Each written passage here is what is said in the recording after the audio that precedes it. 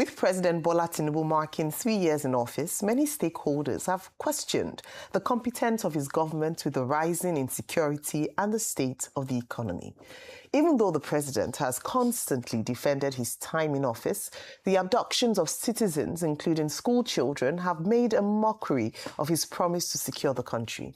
Joining us on the show to discuss Tinubu's 3 years in office with growing calls for his resignation if he deserves a shot at a second term is Obafemi George, a political scientist. Good morning, Mr. George. Good morning. Good morning. Good to be here again. Yeah. You are looking very bright this morning. And you too. You're yellow.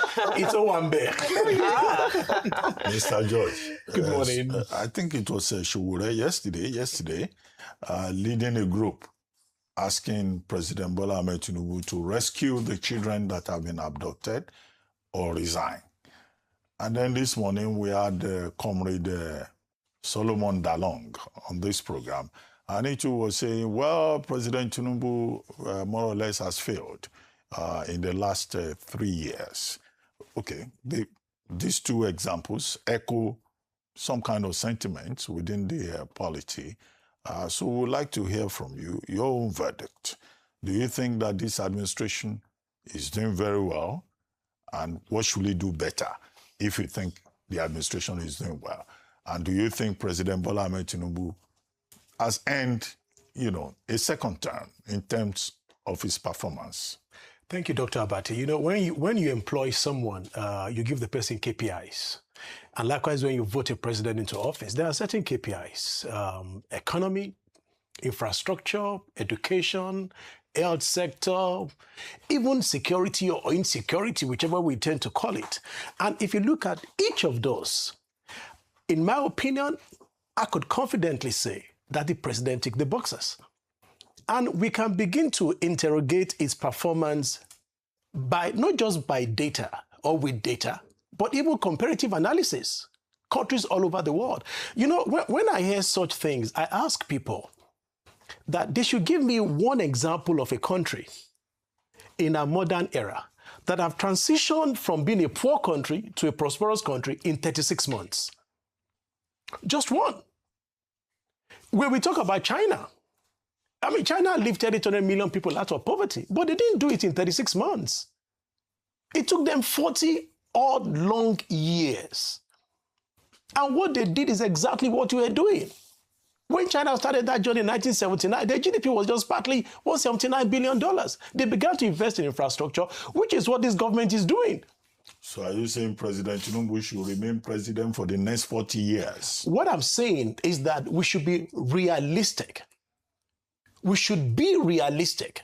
Even God Almighty, that personally took a nation out of Egypt and took them to the promised land, it took God 40 years. And there was one personally leading them. It took the sin of the people. It took him 40 years.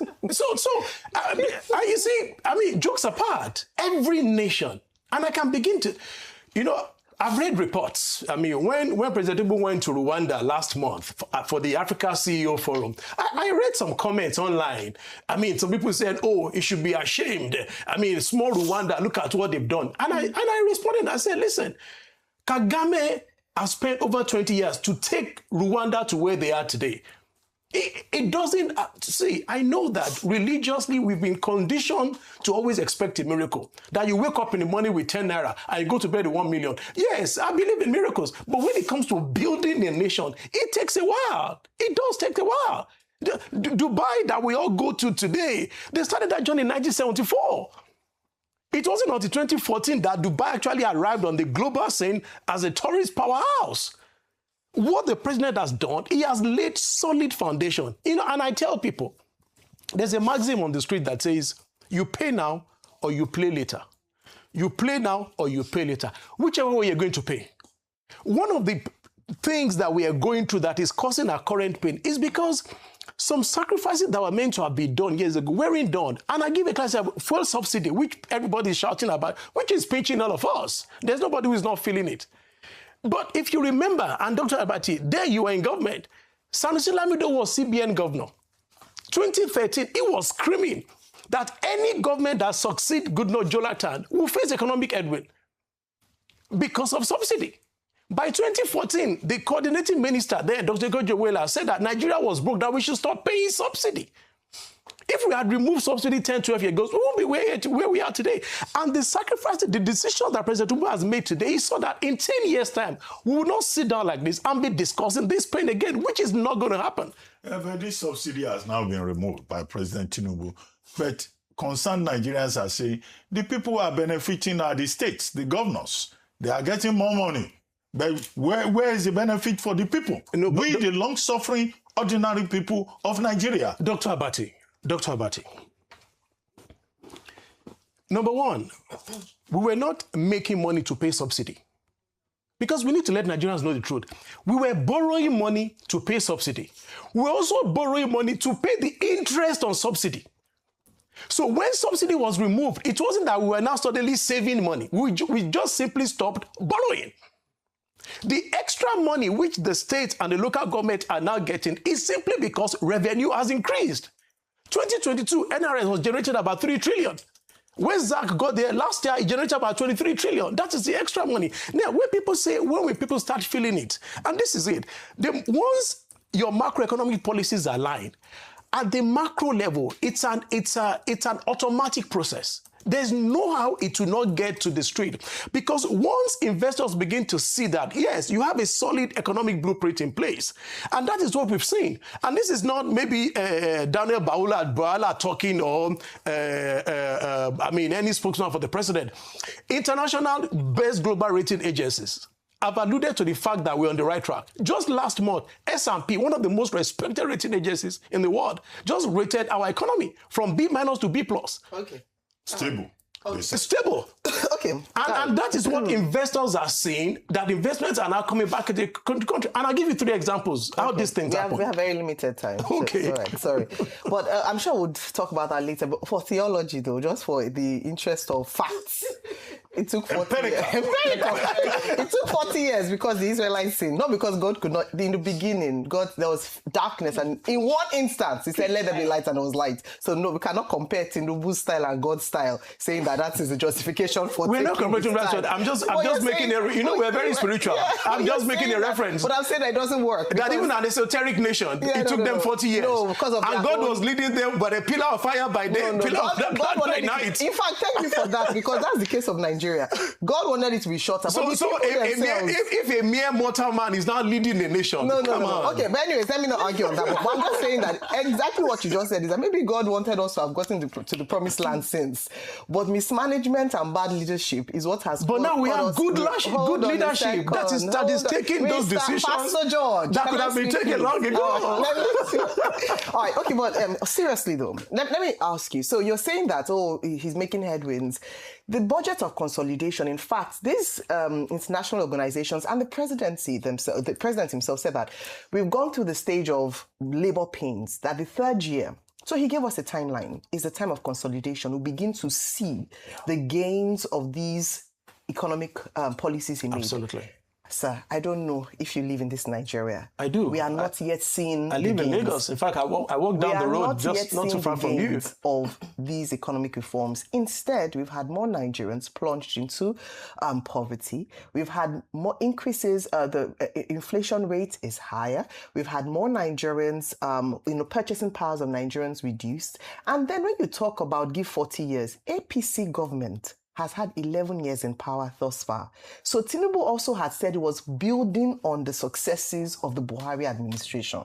How long should Nigerians wait before we begin to see this much awaited, much anticipated promised land? Because beyond economy is also insecurity. Would you say as well that we're moving to the promised land in insecurity or security under this administration when we've had more cases of kidnapping? In fact, the previous guest said that the Buhari administration was a lot better than the Tinubu administration in managing insecurity. What do you have to say about that? When we come to insecurity, I watched him and I listened to his comment. And you see, I just hope that at some point in this country, we will stop being intellectually dishonest for political gains. Because I love data. Data has shown that this current administration has confronted insecurity that is higher than previous administration, has spent more, and have also recorded more successes in combating insecurity than the previous administration. Now, what people should know is that what is the reason for the surge in this insecurity? Prior to 2022, the West, what you call the Sahel region in Africa, all those French-speaking countries had military pact with France. By 2022, all of them began to break that military pact and insisted that French army should vacate the Sahel. Senegal, Cote d'Ivoire, Burkina Faso, Mali, Chad, Niger, Central African Republic. And you see, life above vacuum. And the moment French military forces vacated that entire Sahel region, what happened? Terrorists moved in. That's why Al-Qaeda, ISIS, that used to have their global base in Middle East, now moved to that region. And that is why we have seen a sudden surge from 2023. So what we are now dealing with is no longer Boko Haram in Borno. What we are dealing with now is an international issue. And that was why last month, the guy that was killed in Borno, by the border, close to the border of Chad, Maliki or Maniki, I don't know how to pronounce his name properly, Maliki, that was number 2 ISIS globally. In fact, they called him the most active terrorist. Just to let you know the volume of what this government is dealing with. And in spite of that, every single day, successes. In the month of May alone, when that unfortunate incident happened in Oyo State, if you look at virtually every single day, 2nd of May, some children were rescued in Goza local government. On the 8th of May, children were rescued in the same Goza local government. On the 23rd of May, 32 Nigerians who were kidnapped were rescued in Katsina. Children from Oyo State and Borno State not been rescued. But what about the ones that have been rescued? No. What are but the ones that because you see, such a sign of failure when we keep talking about. No, and this is why I disagree. And I'll tell you why I disagree. You see, we can't keep on dispersing hopelessness. When within a month, a nation have achieved 11 successes compared to 1 failure. No, it's not one failure. No, it's not one failure. Now, in terms the Oyo State issue, they said, yes. why haven't they been rescued? Borno that happened on the same day. So let's talk about Oyo. Okay. A video trended about a week ago, which surprisingly people didn't talk about. Very unfortunate. One of the abductees, obviously the kidnappers recorded it. And she was pleading that, Mrs. Alamo. Yeah, that soldiers should not come close to where they were. That the terrorists, threatened that they're going to kill them. Now, what does that tell us? Does that not mean that there are soldiers walking trying to rescue them? If they posted a video saying that they shouldn't come close, doesn't that tell us that they are working? Or is it because Nigerian army did not come to post a video online? Just one sentence on the 2 days ago, just 2 days ago, one of the military officers were killed in an attempt to rescue those children. Okay. We saw it. All right. The Okay. king, the Shawo Bomosho. 11 years of the APC government. Now, why now? That's when maybe you can answer it alongside. No, but I just explained to you the reason why we now have a surge in insecurity. No, I said about the economy. There was an APC administration. Tinubu said it was working based on the successes of consolidating on the efforts of the Buhari administration. So how many more years? Not just 3 years. You've had 11 years of the APC government to fix the economy. And here we are today where fuel prices have gone higher. We've had food prices topsy-turvy, up and down, and people's livelihood have declined since this administration. But the reality is we have made a U-turn. We have made that bend. And the data out there shows that we have. And let me make a reference again to the SRP report that was released 15th of May last month. They did say that considering the decision that this president has taken, that in less than 24 months, that by 2028, we will have a single-digit inflation. And that's how these things begin to cascade down to the common man on the street, because government doesn't create jobs. Government creates the enabling environment, make sure the economy is working, then investors come and create jobs. Let me come in at this point. I'll speak on security and on comparative analysis with some of the countries you mentioned. On insecurity, thank you for the context, but some might argue that it is a Tinubu administration failure that ECOWAS cooperation also fell apart during this period, and that if certain states had been encouraged and more diplomatic rapprochement had been made to keep those Sahel states within ECOWAS, that there would have been a more coordinated effort. And at that point, ECOWAS fell under Nigeria's chairmanship. So that's on that. I'm sorry to bombard you, but because of our time. The second question is on comparative analysis. The countries you chose China, you chose Rwanda, you said Dubai, UAE. None of these countries are democracies. So are you alluding to the fact that we might need something that is undemocratic, an extension of tenure, to be able to realize the fruits of these reforms that you speak of? Because also the countries you refer to... That's your conclusion. Let me land. And that's your conclusion. And you're entitled to your conclusion. I will land. Comparative analysis, your words, not mine. These countries also made sure that they did export-driven economies, bureaucratic discipline, and let's focus on those two because of time, amidst other things, which we are not seeing in to complement the reforms that are currently happening. So let me answer your first question. So those let me two, answer please. your first question. Sure. The ECOWAS countries are independent sovereign nations. So the president of another country cannot dictate and determine the kind of government that should be run in those countries. When military coups happened in Niger and Chad, of course, Nigeria tried to interfere. And they did say, you know what, we are a sovereign nation and we can decide to be military. So there are laws, extant laws that dictate and limit what a president can do. So you cannot. So you cannot. Benin, no, you cannot just blame. Inaugurated, you has cannot just gone blame. on a tour of this region. He has met with the leaders of each of those countries for military cooperation. You cannot Why haven't we done that? You cannot blame the president of Nigeria for the system of government that is running in another independent sovereign nation. That's that. Secondly, in terms of making comparison, you see, I don't want us to create, and I don't want to go down that road because I don't want to create certain impression, okay? Now, however, this president in place, he ruled Lagos State for 8 years, or he led Lagos State for 8 years, and ensured a succession policy in place. Everybody complained today. Most of them live in Lagos. When he became president, when he became governor of Lagos, our economy was less than $15 billion US. Today, Lagos GDP is $248 billion US. So if I'm saying that we need enough time, that does not imply that he wants to be there for 4, 5, 6 terms. So please, I'll appreciate if you take that back so that I'm not misinterpreted as coming here to say that, oh, president needs 6, 7, 8 terms. No, he has demonstrated that in Lagos. And everybody can see that the reason why Lagos is what Lagos is today, the reason why Lagos is the 5th largest economy in the entire Africa is because a man ruled and he created a succession plan. And successive government built on what he did, will require built on what he did, leading Nigeria. Succession of godsons to lead Nigeria. However, in this administration, going by data, not just my opinion, and I'll give you one example. The MD of Shell came to Nigeria early this year. You have 30 seconds. So, go on. 30 seconds. And he said that Nigeria has become the most attractive investment destination for Shell Global simply because of the economic reform of President Tinubu. The same Shell that pulled out 5 years ago, now they're coming back to invest $20 billion US in our economy. Yes, Dr. Badu.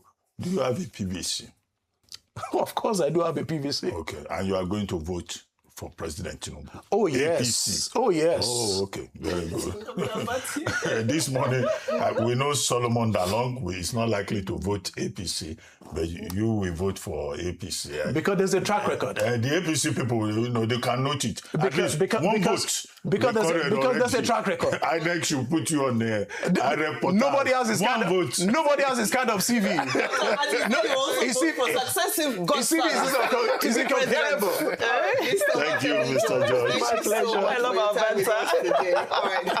Well, Nigerians will determine to what extent they have enjoyed or benefited from this administration.